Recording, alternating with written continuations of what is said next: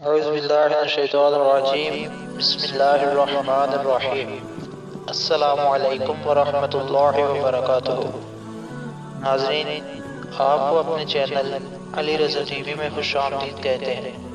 آج میں آپ کو نبی کریم صلی اللہ علیہ وآلہ وسلم کی ایک پیاری سی حدیث مبارک بتاؤں گا، جس میں رسول اللہ صلی اللہ علیہ وآلہ وسلم نے ایسی دعا بیان فرمائی ہے کہ جو بندہ بھی اس دعا کی کثرت کرے تو اللہ تعالیٰ اسے ہر فکر، ہر پریشانی اور غم سے نجات عطا فرماتے ہیں۔ تو شروع کرتے ہیں ویڈیو۔ اعوذ باللہ من الشیطان الرجیم بسم اللہ الرحمن الرحیم۔ حسبی اللہ لا الہ الا هو علیہ توکلت وہو رب العرش العظیم۔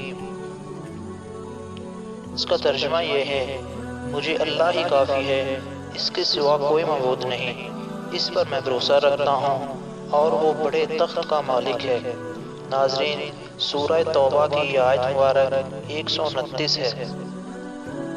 حضرت ابو درداء رضی اللہ تعالی عنہ سے روایت ہے کہ پیارے آقا نبی کریم صلی اللہ علیہ وآلہ وسلم نے ارشاد فرمایا، اگر کوئی شخص اس دعا کو صبح و شام 7 مرتبہ پڑھتا ہے تو اللہ تعالیٰ اس کے تمام غم اور اس کو تمام پریشانیوں سے نجات عطا کر دیتا ہے۔ تو اللہ تعالیٰ سے دعا ہے کہ اللہ تعالیٰ ہمیں صبح و شام اٹھتے بیٹھتے اس پیاری سی دعا کی کثرت کرنے کی توفیق عطا فرمائے۔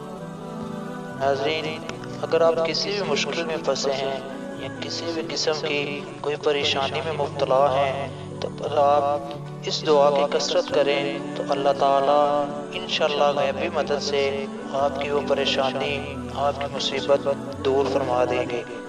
ویڈیو کو زیادہ سے زیادہ شیئر کریں، ہمارے چینل کو سبسکرائب کر دیں۔ السلام علیکم ورحمۃ اللہ وبرکاتہ۔